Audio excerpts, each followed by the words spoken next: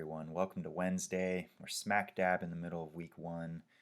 I want to go ahead and walk us through our responsibilities for today, Wednesday, June 24th, and tomorrow, Thursday, June 25th, just to make sure that we're all clear on what we're responsible for.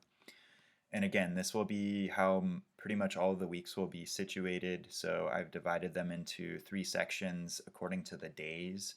So Monday and Tuesday, this is what we accomplished, right? You read through the welcome letter, you carefully read through the syllabus, and again, I can't stress how important it is, stress enough how important it is to have read through the syllabus carefully. I've provided some explanation videos that kind of walked you through some of the policies. We had our first discussion post, student introductions. We had an activity to help us formulate some kind of game plan on how we're going to work effectively in this course.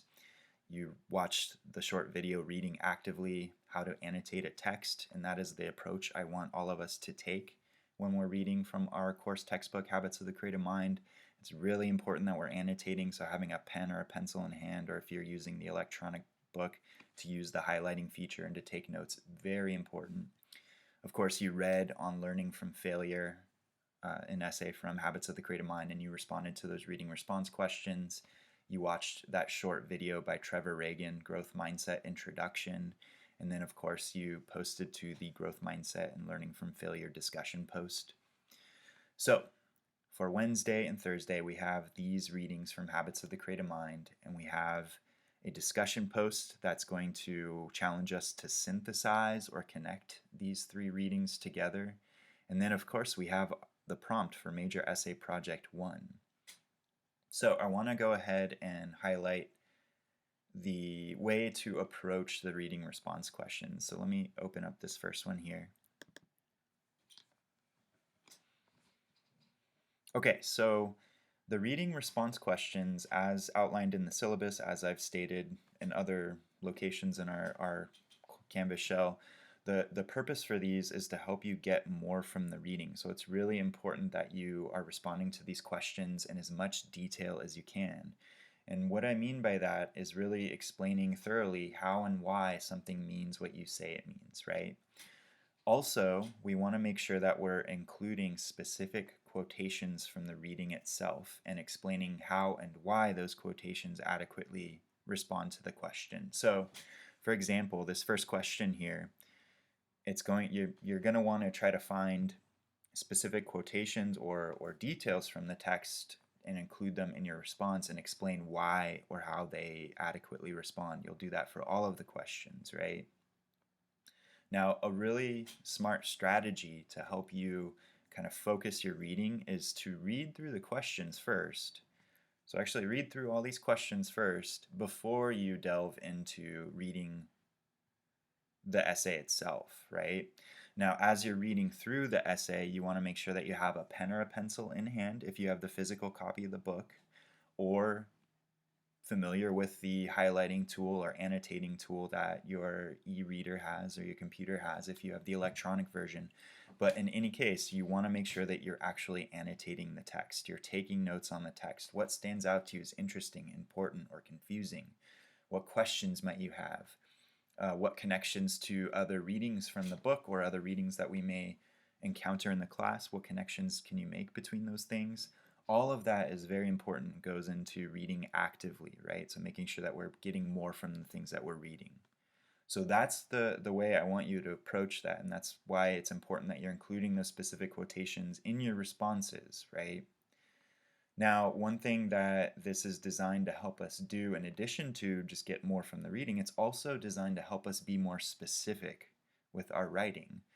One of the key things that we're working on in this class is trying to build specificity in the way that we're expressing our ideas, explaining our ideas.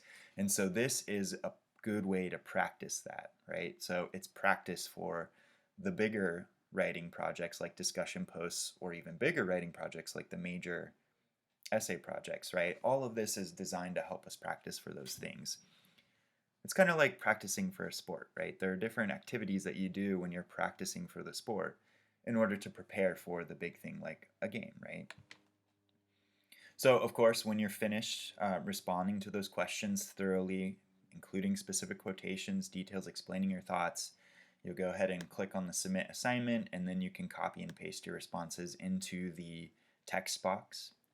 Now, one thing that I've noticed with many of your responses, and I'm going to encourage you to continue to do that, is that you're clearly labeling which questions you're responding to. So some of you are actually copying the question itself, and then underneath it, like you skip a line, you provide the response. That's very helpful. It's also helpful for you to keep track of the question, making sure you're responding to the question completely, right? So that's a good strategy I'm going to recommend for everyone.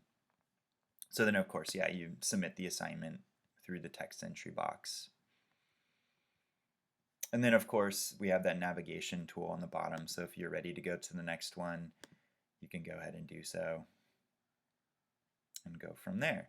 And again, repeat that same process of reading through the questions first. That's going to give you a little bit of a heads up, things to expect, and then read the section and respond to those questions,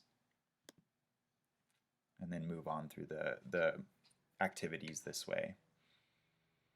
Now, something else that you will maybe notice is that the page range, whenever I include the page range, I also include the practice sessions. Those are the activities that Miller and Jurecic include at the end of each section.